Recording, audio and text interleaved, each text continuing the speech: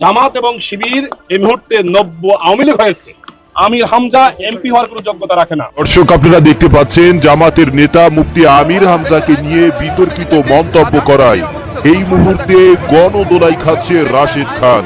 রাশেদ খানকে গণদোলাই দিচ্ছে জনগণ মিলে। সন্ত্রাসী হামলায় আহত হয়েছে গণ অধিকার পরিষদের সাধারণ সম্পাদক রাশেদ খান। ভাঙচুর করা হয় গাড়ি। সন্ধ্যায় 10 থেকে 12 জন মোটরসাইকেলে এসে হামলা চালায়। এবার মাঝ রাস্তায় কিন্তু বিতর্কিত নেতা রাশেদ খানকে একেবারে গণধরা দিয়েছে জামায়াত ইসলামের কর্মীরা। আমাদের উপরে আওয়ামী লীগের আমলেও এইভাবে তারা হামলা করতে সাহস করে নাই। প্রথম দফায় আমার উপর হামলা হয়। জামায়াত ইসলামের এমপি আমির হামজার উপর আক্রমণের জেরে কিন্তু এবার পাল্টা আক্রমণের শিকার হয়েছেন বর্তমান বিএনপির প্রধানমন্ত্রী উপদেষ্টা রাশেদ খান। হ্যাঁ দর্শক, শুরুতেই গণ অধিকার পরিষদের নেতা, পরে কিন্তু ক্ষমতার লোভে বিএনপিতে পল্টি দিয়েছে এই রাশেদ খান। আর পল্টি দেওয়ার পর দর্শক যখন একটা পদ পেয়েছে তখন থেকেই কিন্তু তার বিতর্কিত কথাবার্তা, এমনকি দেশের জনগণ, অন্যান্য বিরোধী দল থেকে শুরু করে সকল রাজনৈতিক দলগুলোকে নিয়ে দর্শক তার যে বিরূপ মন্তব্য সেটা কিন্তু একেবারে ভাইরাসের মতো কিন্তু ছড়িয়ে পড়েছে। প্রতিটা টকশোতেই কিন্তু একের পর এক কিন্তু তার বিরুদ্ধে নানা রকম অভিযোগ, এমনকি দর্শক বিরূপ মন্তব্যের জেরে কিন্তু এই রাশেদ খান কিন্তু একেবারে পুরো বিতর্কিত হয়ে গেছেন। আর সেই ধারাবাহিকতায় কিন্তু জামায়াত ইসলামের এমপি আমির হামজার গাড়ির উপর হামলা করে বসে এই রাশেদ খানের লোকজন।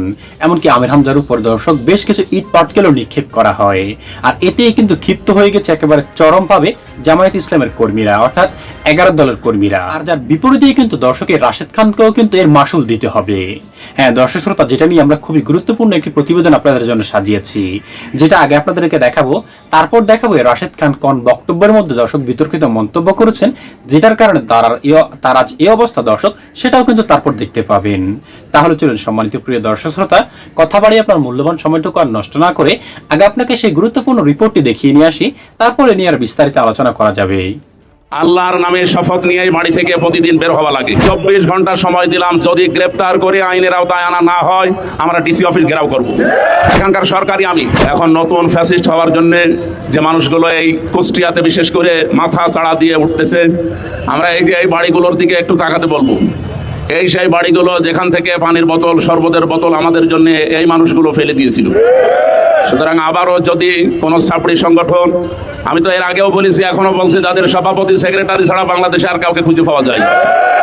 সুতরাং বাংলাদেশের এই সন্ত্রাসী দল এইটা এখন আর গণ অধিকার পরিষদ নেই, এটা গণধিকৃত পরিষদে পরিণত হয়ে গেছে। আমার গাড়িতে হামলা করার, আমাকে মেরে ফেলার উদ্দেশ্যে হামলা করার সাহস পায়, আমি বলবো এদেরকে সন্ত্রাসী বলতে আর কোনো বাধা নেই। সুতরাং কোনো সন্ত্রাসীর জায়গা আমার এই কুষ্টিয়াতে হবে না। আমরা যতদিন আছি, বাংলাদেশ জামাত ইসলামী, ইসলামী ছাত্র শিবির, তাওহীদের জনতা এই কুষ্টিয়াতে যতদিন আছে, কোনো সন্ত্রাসী কর্মকাণ্ড আমরা চলতে দেব না ইনশাআল্লাহ। প্রশাসনকে আমরা আহ্বান জানাই, কোনো দলের লেজুর ভিত্তি করা যাবে না, সে যেই হোক। আপনারা সরকারি লোক, সরকারের দায়িত্ব পালন করবেন। এই কুষ্টিয়ার ডিসি, এসপি, ওসি, টিওনো যারা সরকারিভাবে দায়িত্বে আছেন, জনগণের জন্য যদি কাজ করেন এই কুষ্টিয়াতে থাকবেন, জনগণের জন্য কাজ না করলে আপনাদেরকে আমরা বিদায় দিতে বাধ্য হব। প্রাণপ্রিয় কুষ্টিয়াবাসী, আমরা যারা এই দেশে দিন কায়েমের স্বপ্ন দেখি, আল্লাহর কসম এই খোলা আকাশের নিচে দাঁড়িয়ে বলছি, আমাদের আল্লাহর নামে শপথ নিয়ে বাড়ি থেকে প্রতিদিন বের হওয়া লাগে। সুতরাং আমরা যেহেতু বের হয়েছি, সন্ত্রাসীর সামনে যেই হোক, বিশেষ করে গণ অধিকার পরিষদের নাম নিয়ে এখানে আব্দুল খালেক, তৌকির এবং নাম না জানা আরো কিছু মানুষের ভিডিও ফুটেজ যেগুলো আছে, আমরা অলরেডি তাদের নামে মামলা দিয়েছি। 24 ঘন্টা সময় দিলাম, যদি গ্রেপ্তার করে আইনের আওতায় আনা না হয় আমরা ডিসি অফিস ঘেরাও করব। আপনাদেরকে সাবধান করছি, এই কুষ্টিয়াতে কোনো সন্ত্রাসী কর্মকাণ্ড চলতে দেওয়া হবে না ইনশাআল্লাহ। এখান থেকে আজকে কয়েকটা বিষয় জানিয়ে দেই। আমার আসনের ভেতরে বাংলাদেশের এটা একটা আলাদা আসন, আমি তো বলেছি এখানকার সরকারি আমি। সুতরাং এই জায়গায় কোনো চাঁদাবাজি আমার আসনে চলবে না ইনশাআল্লাহ। কেউ কাউকে চাঁদা দেবেন না, কেউ কারো কাছে চাঁদা নেবেন না। যদি কেউ চাইতে আসে বলবেন এমপি সাহেবের কাছে দেওয়া আছে, ওখান থেকে ভাগ নিয়ে আসেন। কার বাবার বুকের কলিজা এত বড় হয়েছে আমি দেখবো ইনশাআল্লাহ। 2 নম্বরের বিষয় বলছি, যারা আমাদের সদর থানার এবং ইবি থানার যারা দায়িত্বে আছেন, এসএলআর, এসপি, ডিসি যারা আছেন, জনগণের জন্য এখন থেকে আমরা যা বলবো আপনাদের জনগণের জন্য হলে এইটাই করা লাগবে। এর বিপরীত যদি কোনো কিছু আমি দেখি বা আমরা দেখি, আপনাদেরকে কিন্তু এই জেলায় আমরা আর থাকতে দেবো না। কারণ এই জেলা আমাদের আমাদের জেলা, আমাদের প্রাণপ্রিয় জেলা। এই জেলাকে আমরা যেভাবে সুন্দর এবং স্বচ্ছভাবে গড়তে চাই, আপনাদের সাহায্য নিয়ে আমরা আশা করব আপনারা সাহায্য করবেন। আমার প্রাণপ্রিয় কুষ্টিয়াবাসী যারা এসেছেন, নিজেদের কাজকর্ম বাদ দিয়ে আজকের এই বিষয়ের উপরে, এই যে অন্যায়ের প্রতিবাদ সভায় যারা আজকে উপস্থিত হয়েছেন, সবাইকে অন্তঃস্থল থেকে ধন্যবাদ জানিয়ে আমি আর একটা কথা বলতে চাই শেষে। বাংলাদেশে এই 55 বছরে যে গেমটা জামাত শিবিরের উপরে খেলা হয়েছিল, রাজাকার, আলবদর, জঙ্গি, বিভিন্ন ট্যাগ দিয়ে, এগুলো ভারতের একটা নাটক। এই নাটক বাংলাদেশে এখন আর খায় না এবং ভবিষ্যতেও কেউ খাবে না ইনশাআল্লাহ। সুতরাং আমরা সন্ত্রাসীদেরকে জানিয়ে দিতে চাই, এই দেশে জামাত ইসলামী এবং ছাত্র শিবিরের উপরে এই ট্যাগ যদি কেউ দিতে চান, আমি স্পষ্টভাবে আপনাদেরকে বলছি, যেহেতু এটা ভারতের তৈরি করা নাটক। আল্লামা দেলাওয়ার হোসেন সাঈদী সংসদে বলেছিলেন, আমাকে যারা রাজাকার বলে এরা পিতৃ পরিচয়হীন অবৈধ সন্তান। সুতরাং এখন থেকে আর কোনোদিন কেউ যদি জামাত ইসলামের শিবিরের উপরে এরকম উল্টাপাল্টা ট্যাগ দেয়, আমি ঘোষণা দিলাম ওইগুলো ওইরকম বাবা মাহীন সন্তান। আল্লাহ আমাদেরকে ন্যায়ের পক্ষে থাকার। আমির হামজা এমপি হওয়ার কোনো যোগ্যতা রাখে না। মজলুম আমির হামজা আজকে জালিমে পরিণত হয়ে গেছে। কুখ্যাত জালেম আমির হামজার সন্ত্রাসীরা এইভাবে ছাত্র অধিকার পরিষদের নেতাকর্মী এবং গণ অধিকার পরিষদের নেতাকর্মীদের উপরে হত্যার উদ্দেশ্যে দেশীয় অস্ত্র নিয়ে হামলা চালিয়েছে। মজলুম আমির হামজা আজকে জালিমে পরিণত হয়ে গেছে। তিনি স্বীকার করেছেন যে তার গাড়ি থেকে 2টা লাঠি বা দেশীয় অস্ত্র বের করা হয়েছে। একজন এমপি, তার সামনে পুলিশ প্রটোকল, পুলিশ তাকে নিরাপত্তা দিচ্ছে, আর তার গাড়িতে এই ধরনের অস্ত্র লাঠিসোঁটা সে ব্যবহার করছে। আমি প্রশাসনকে বলতে চাই, সে কি শুধুমাত্র এই লাঠিসোঁটা বা দেশীয় অস্ত্রই গাড়িতে রাখে, নাকি সে অন্য কোনো অস্ত্র গাড়িতে বহন করে? মানুষকে উদ্দেশ্যে আর কোনো পরিকল্পনা তার আছে কিনা সেটি আসলে খতিয়ে দেখা দরকার। 16 বছর তারা অল্প পরিসরে তাদের কিছু নেতাকর্মী রাজপথে ছিল, সেটা আমরা স্বীকার করি। গণঅভ্যুত্থানেও তাদের কিছু ভূমিকা আছে, স্বীকার করি। কিন্তু আজকে যেভাবে তারা জালিম থেকে, মানে মজলুম থেকে তারা আসলে জালিমে পরিণত হয়েছে।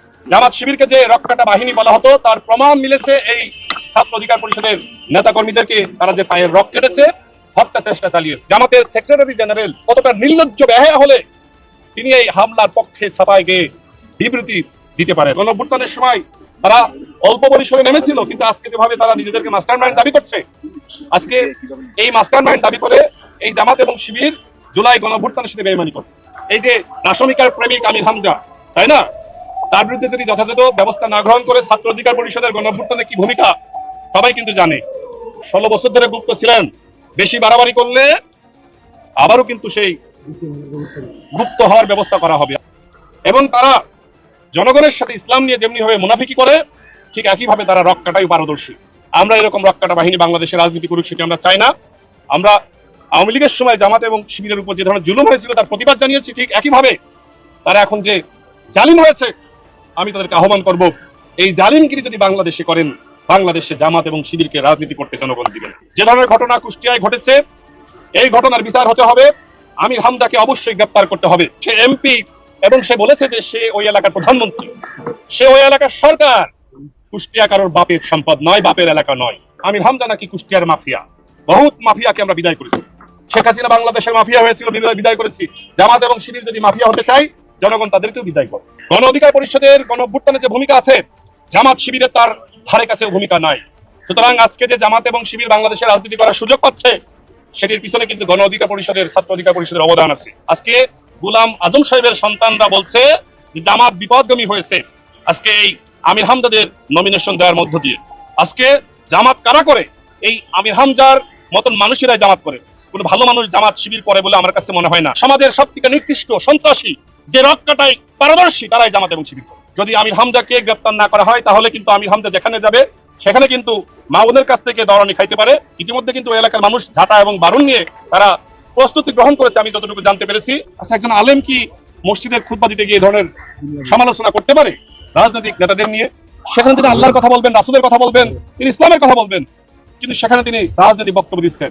সারা বাংলাদেশে এই আমির হামজার ওয়াজ এবং একই সাথে এই মসজিদে খুতবা দেওয়া নিষিদ্ধ করা হোক, সেই দাবি করছেন। কারণ সে ইসলামের কথা বলছে না, সে বরং এই ধরনের বক্তব্য দিয়ে সংঘাত সৃষ্টি করছে। সরকারকে ব্যর্থ করার জন্য জামাত এবং শিবির চক্রান্ত করছে। আর এই কারণে গণ অধিকার পরিষদের সাথে জামাত এবং শিবিরের এক প্রকার মানসিক দূরত্ব রয়েছে। কারণটা হলো যে সরকারের বিরুদ্ধে ষড়যন্ত্র করছে জামাত এবং শিবির, এবং এই বিষয়ে ছাত্র অধিকার পরিষদ এবং গণ অধিকার পরিষদ অনেক প্রতিবাদ জানিয়েছে। মূলত এই প্রতিবাদগুলো আমির হামজারা সহ্য করতে পারছে না, যে কারণে নুরুল হক নূর যেহেতু জামাত শিবিরের গঠনমূলক সমালোচনা করে, রাশেদ খান করে, আর এই কারণে মূলত আমির হামজা মসজিদের খুতবা দিতে গিয়ে আমাদের নিয়ে কটূক্তি করছে, বাজে ভাষায় মন্তব্য করছে। কুষ্টিয়ার জনগণ আমির হামজাকে প্রত্যাখ্যান করবে, তার মতো মানুষ এমপি হইতে পারে না।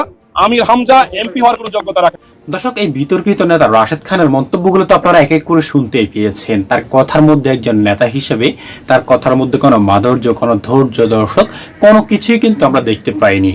যেমনটা দর্শক আপনারাও কিন্তু দেখতে পেয়েছেন যে রাশেদ খান এক সময় গণ অধিকার পরিষদের নেতা ছিল, এই নুরুল হক নূরের দর্শক দলের সহসভাপতি ছিল, সাধারণ সম্পাদক আর কি।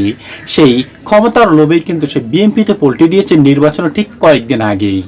আর যার ফলশ্রুতিতেই কিন্তু দর্শকের রাশেদ খান যে মানে বিএনপিতে আসার পর যে মন্তব্যগুলি শুরু করেছে, অর্থাৎ যেটাকে মানে চাটা বলে আর কি দর্শক শ্রোতা, বাংলা ভাষা যেটাকে, সেটাই কিন্তু করা শুরু করেছে রাশেদ খান বিভিন্ন টক শো, অর্থাৎ যে অন্যান্য যে ইয়েগুলো রয়েছে সংবাদ সম্মেলন থেকে শুরু করে সকল কিছুতেই। আর যার ফলশ্রুতিতেই কিন্তু তাকে বিএনপি একটা পদ দিয়েছে প্রধানমন্ত্রীর উপদেষ্টা হিসেবে। আর সেটা পাওয়ার পর তো দর্শক তারা আরও কিন্তু মানে পুরো অবনতি হয়ে গেছে, তার মুখের ভাষা থেকে শুরু করে তার নেতাকর্মী এমনকি দর্শক শ্রোতা যে ভাবভঙ্গি সেটা কিন্তু একেবারে চেঞ্জ হয়ে গিয়েছে। আর সেই ফলশ্রুতিতেই কিন্তু দর্শকে আমির হামজার উপর কিন্তু হামলা করে বসে রাশেদ খানের লোকজন। আর তার প্রতিবাদে কিন্তু একের পর এক কিন্তু বিক্ষোভ মিছিল করে যাচ্ছে 11 দলীয় জোট। এমনকি রাশেদ খানকে দর্শক দল থেকে পদচ্যুত করার জন্য আহ্বান জানিয়েছেন। হ্যাঁ, সম্মানিত প্রিয় দর্শক শ্রোতা, আজকের রিপোর্টটি দেখার পরে রাশেদ খান সম্পর্কে দর্শক আপনার মতামত কি সেটা অবশ্যই আমাদের কমেন্ট বক্সে লিখবেন, এবং অবশ্যই ভিডিওতে একটি লাইক দিয়ে এখনই আমাদের চ্যানেলটি সাবস্ক্রাইব করে রাখবেন পরবর্তী আপডেটগুলোর জন্য। আজ এ পর্যন্তই দর্শক, ভালো থাকুন সকলেই।